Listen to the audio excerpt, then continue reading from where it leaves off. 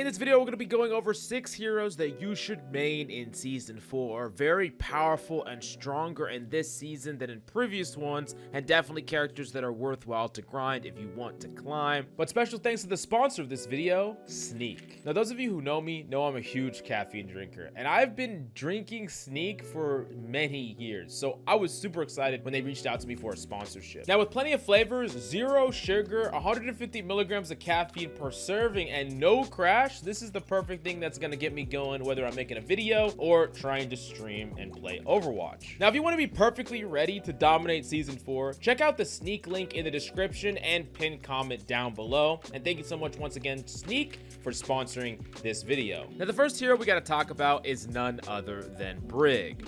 And I know that Brig is getting a ton of hype going into this season, mainly because of the new ultimate, where it's like old Brig is back, although supercharged. And while Brig is definitely very powerful, I think that news about Brig being just the same as like launch Brig, it's not true. It's not like you can play Brig as a frontliner. You can't play Brig as a pseudo Reinhardt. Brig still does what Brig is supposed to do, which is bodyguard. And she's really, really good at doing it. If you have a hit scan that you want to protect and on to keep alive, even a Zen if you have a ball composition, Brig is incredibly fantastic. And the fact that you can save divers with your packs, you can bail people out, and you have a lot of agency over the battlefield if you learn how to conserve them, and you have a CC in your flail to boop tanks that are aggressing on the high ground. Brig is amazing against a lot of different compositions. I would say the only composition you wouldn't want to play Brig against is a poke Sigma composition, just because it's going to be hard for you to trigger Inspire, and you don't want to be too aggressive because you could get targeted. But other than that, Brig can be played with and against Brawl and with and against Dive, actually,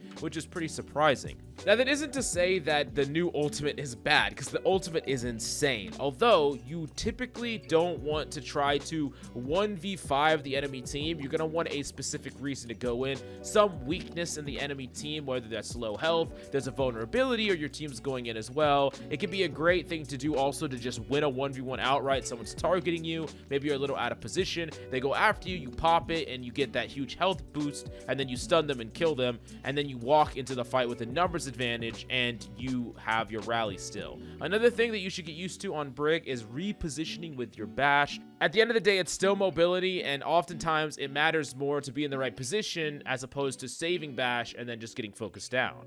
Now, even if you don't decide to main Brig this season, I think that having Brig as a character that you can flex to when needed or you're getting heavily pressured is an amazing thing.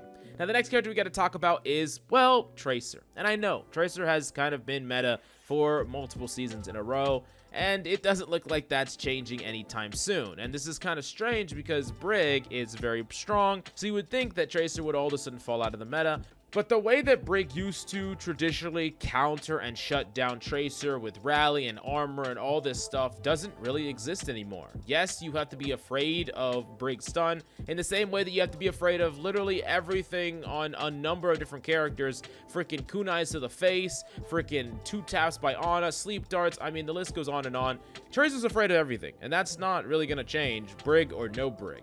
Now, what Tracer needs to do if you want to succeed up against many of these compositions that have large amounts of health, let's say it's a Torb, a Brig, these type of compositions, and you still want to play Tracer, you need to, 1, play more reserved. You can't go super aggressive in the backline, especially alone, and oftentimes you're going to want to be trying to force the enemy tank to be distracted by playing an off angle, shooting them in the back, looking for isolated situations where you could definitely punish players, but living is most important. And then 2, I want you to be practicing your pulse bombs a lot. I think pulse bombs on Tracer is one of the most important things to carry in this season in particular, because most of the time there's 2 types of compositions where you can get value out of diving and shooting and 1v1ing people, and then compositions where you're going to need to play more safe and you're going to need to get that pulse bomb value. It's a key point that I think if you can master pulse bombs by practicing them in an isolated environment like Baxter or something along those lines, then I think your carry potential is just through the roof on this character. And of course, this character is going to play well with Zens, play well with Wrecking Balls, play well with any dive. And I would say that the only maps that Tracer are bad on is the sniper maps, probably, like Havana, Circle Royale, and Junkertown. Now, the next hero that we got to talk about is a tank, Diva. And Diva is slowly becoming better and better, although there's a little bit of a caveat. Diva is really, really strong, capable of kind of doing it all. You can peel, you can dive, you can punish. There's a ton of different things you can do on this character. The problem is it's really hard to play perfectly on Diva because you never know exactly what you need to be doing. And there's a million things oftentimes you need to be doing, and you have to somehow focus everything perfectly while at the same time having really amazing mechanics and really great decision making. It's hard. It's very hard to get everything there is out of Diva. But Diva is just a really, really strong character in general for being able to play on a lot of these high ground maps. I think she's great on Hollywood, great on New Bonnie, has a decent matchup against the majority of the tank cast. I think the only true bad matchup for Diva, like really bad matchup, would probably be Zarya, but even in the Zarya matchup, as long as you never actively engage her, it's serviceable. And one of the big problems with tanking right now is that it feels like every tank has a really bad matchup. Every tank has a scissors to its paper, right? So most of the time, if you go a tank, let's say you're playing first point defense on Hollywood, right? You go a tank, it doesn't matter what tank you pick, the enemy team could go back to spawn and the enemy tank can just counter swap your tank, and now you're screwed. You're going to lose that first point for free. But playing a more neutral powered character that doesn't have that many bad matchups can make you a lot harder to counterpick. And I think that's really, really important this season because tanks are just counterpicking left and right, and having a character that you can learn to play against every matchup and you can learn to skill diff every matchup, I think that's important, and Diva does that. In addition to this, with the decline in Cassidy's pick rate because of his nerfs, even though he's still fine, he's not as strong at dealing with flyers. And I think that Echoes and even Fars are going to see more play this season than previous, and Diva is like one of the only tanks that can do anything about flyers at all. Most of the tanking category just has no game against flyers, and you're kind of counting on your hit scans to deal with it, but Diva can take agency in your own hands and deny them a lot of value.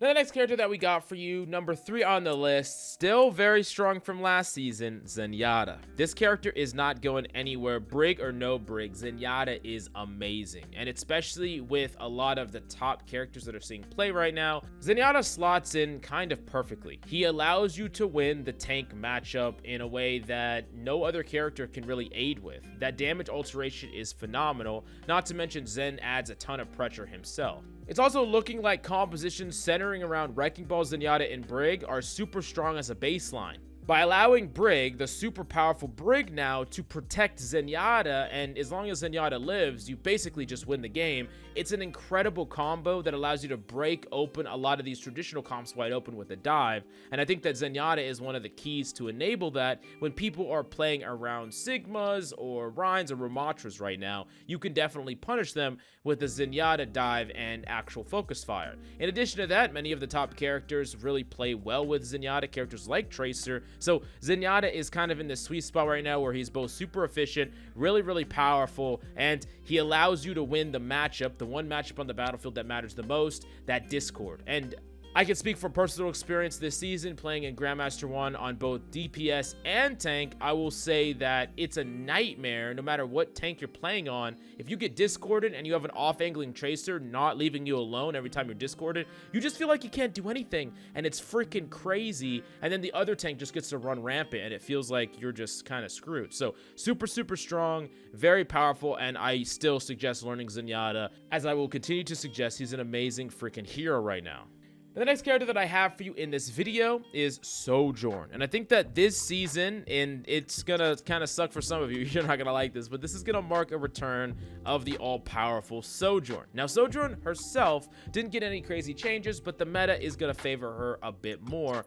And this is for quite a few reasons. First off is Cassidy is no longer pound for pound better. I think that Sojourn actually edges out Cass in a lot of situations outside of perhaps a flyer. And of course, with the pocket capability of Sojourn, with the Mercy, Sojourn just kind of completely outclasses a Cass in some ways. Now, more important than that though, is Sojourn is much more flexible than Cassidy or a lot of different DPS right now, where Sojourn can play against a Reinhardt, with a Ramatra, with a Doomfist, with a Diva. She can play with basically anything. Sojourn can play in a dive comp. She can play in a brawl comp. She can play in a freaking poke comp. Sojourn can play with any composition. And I really think that the power level in the DPS category category is pretty even right now. There's a lot of viability throughout the DPS lineup, as you'll see in my DPS tier list that I'm planning on making in a week or so. But Sojourn is one of the few DPS that I think plays well in just about every composition, and you don't have to play Sojourn with a Mercy Pocket either. I think that can increase your solo carry potential sometimes,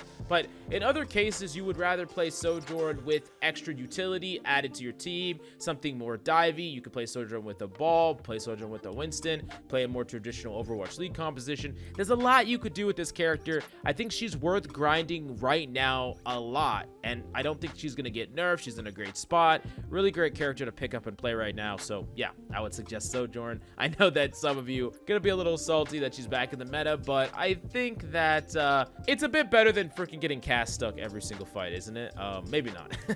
Now, the last character, and certainly not least character, we have Rampart. And Rampart has kind of creeped in power level, basically, not because Rampart has been changed, but the other tanks have kind of been nerfed. Remember, the Rhine got nerfed, and basically, Rampart is just super flexible. For a lot of the reasons that Sojourn's going to see play, we're probably going to see a lot of Rampart play, because Rampart doesn't really have any bad compositions or bad maps relative to the other tanks. Because of Rampart's flexibility in nature, Rampart can kind of adapt to whatever your team composition is, playing more aggressively or more poke-oriented, depending on your advantage and the tank matchup.